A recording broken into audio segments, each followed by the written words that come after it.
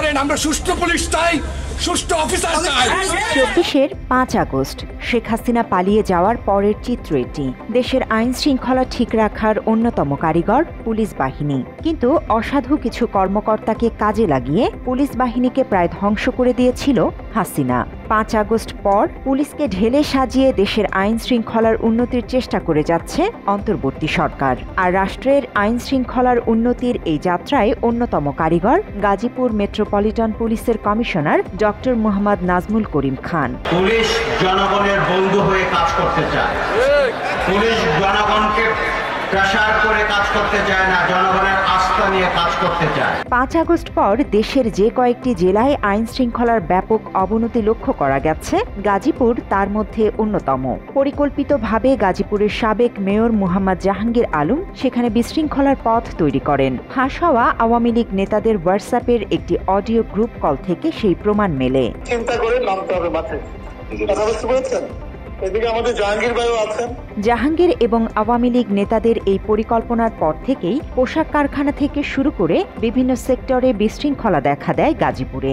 এই অবস্থায় এসব বিশৃঙ্খলা এড়ানোর পাশাপাশি চাঁদাবাজি বন্ধেও দৃঢ় পদক্ষেপ নেন গাজীপুর মেট্রোপলিটন পুলিশের কমিশনার ডক্টর মোহাম্মদ নাজমুল করিম খান। চাঁদাবাজি করে যারা গুন্ডামি করে, যারা সন্ত্রাসী করে, যারা হিংসায় করে, তাদেরকে প্রতিরোধ করতে চাই। একই সঙ্গে বিগত আওয়ামী লীগের শাসনামলে পুলিশ বাহিনী পক্ষপাতমূলক আচরণ করেছে উল্লেখ করে গাজীপুরের পুলিশ কমিশনার বলেন, জুলাই আন্দোলনে নির্বিচারে গুলি করে মানুষ হত্যা করেছে হাসিনার পুলিশ। জুলাই আগস্টে পুলিশ নির্বিচারে গুলি করেছে, মানুষকে হত্যা করেছে, যে এক্সেসিভ পাওয়ার ইউজ করেছে।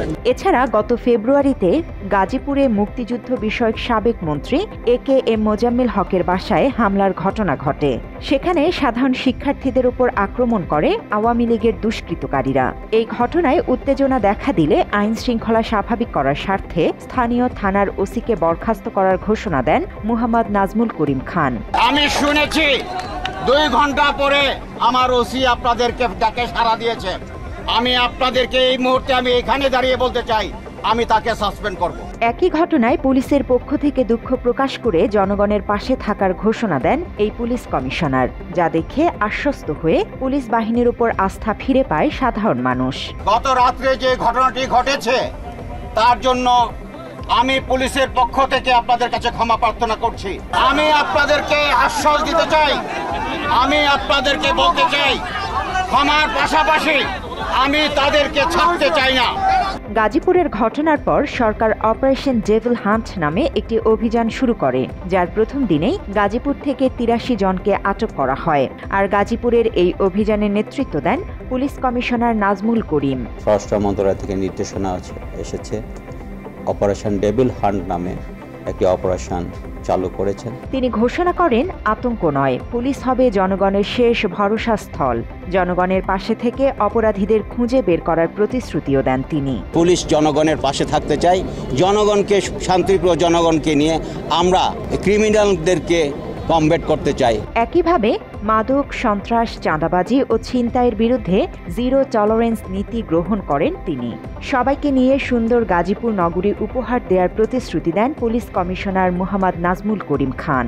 মাত্র 30% টাকায় জমির মালিক হয়ে নতুন বাংলাদেশের গড়ে তোলার স্বপ্ন দেখা বাংলা বসতি। এই জনগণকে নিয়ে এই সন্ত্রাসীদেরকে আমরা মোকাবেলা করতে চাই, সেই জনগণকে নিয়ে আমরা চাঁদাবাজকে মোকাবেলা করতে চাই, সেই জনগণকে নিয়ে আমরা মাদক ব্যবসায়ীদেরকে মোকাবেলা করতে চাই। এছাড়া সর্বশেষ বিশ্ব ইজতেমার সময় প্রায় 7,000 আইন শৃঙ্খলা বাহিনীর সদস্য ও 10,000 স্বেচ্ছাসেবী নিয়োগের মাধ্যমে শান্তিপূর্ণ পরিবেশ নিশ্চিত করেন নাজমুল করিম খান। সাদের যে গ্রুপটি আছে তাদেরকে মাঠটি আমরা ঢুকতে দেব, তারা আবারও মাঠ সাজাবে, তারা মাঠে কাজ করবে। তারা 8 তারিখ থেকে তারা কাজ করবে এবং তারা 14 থেকে 16 তারিখ পর্যন্ত মাঠে কাজ করবে। আইন শৃঙ্খলার সুষ্ঠুতা ফেরাতে এত ভূমিকা রাখা গাজীপুরের পুলিশ কমিশনার 24-এর বিপ্লবে ফ্যাসিবাদ মুক্ত করার আন্দোলনেও সক্রিয় ছিলেন মাঠে। আপনাদের সাথে আমি আন্দোলন করেছি, যে আন্দোলনের মাধ্যমে এই দেশকে স্বাধীন করতে পেরেছি দ্বিতীয়বারের মতো। সেই স্বাধীনতার ফল আমি আজকে কমিশনার হিসাবে আপনাদের সাথে কথা বলতে চাই। Gazipur metropolitan police commissioner doctor Mohammad Nazmul Karim Khan তার সততার কারণে রোষানলে পড়েছিলেন আওয়ামী লীগ সরকারের। ফলে 2023 সালে আওয়ামী লীগ সরকারের আমলে বাধ্যতামূলক অবসরে পাঠানো হয়েছিল তাকে। আমাকে যে এখানে দেখছেন, এই ফ্যাসিবাদের সময় আমাকে ফোর্সেসের রিটায়ারমেন্ট দেওয়া হয়েছিল। এর আগে তিনি খুলনা, চট্টগ্রাম ও রাজশাহী জেলা মেট্রোপলিটন পুলিশে উপকমিশনার হিসেবে দায়িত্ব পালন করেছেন। চাকুরিতে পুনর্বহালের পর 2024 সালের নভেম্বরে গাজীপুর মেট্রোপলিটন পুলিশের কমিশনার হিসেবে দায়িত্ব গ্রহণ করেন মোহাম্মদ নাজমুল করিম খান। সম্প্রতি বাংলাদেশ পুলিশ সার্ভিস অ্যাসোসিয়েশনের সভাপতি নির্বাচিত হন নাজমুল করিম খান। গাজীপুরের আইন শৃঙ্খলা পরিস্থিতি উন্নয়নে তার নেতৃত্বের প্রশংসা চলছে চারদিকে। জনগণের আস্থা অর্জনে এবং একটি নিরাপদ দেশ গঠনে নাজমুল করিম খানদের মতো পুলিশ অফিসারদের বেশি প্রয়োজন বলে মনে করেন সচেতন মহল। একই সঙ্গে হাসিনার ধ্বংস করা পুলিশ বাহিনী নিজেদের সততা ও যোগ্যতায় ফের জনগণের আস্থা অর্জনে সক্ষম হবে বলে আশা বেশিরভাগ মানুষের।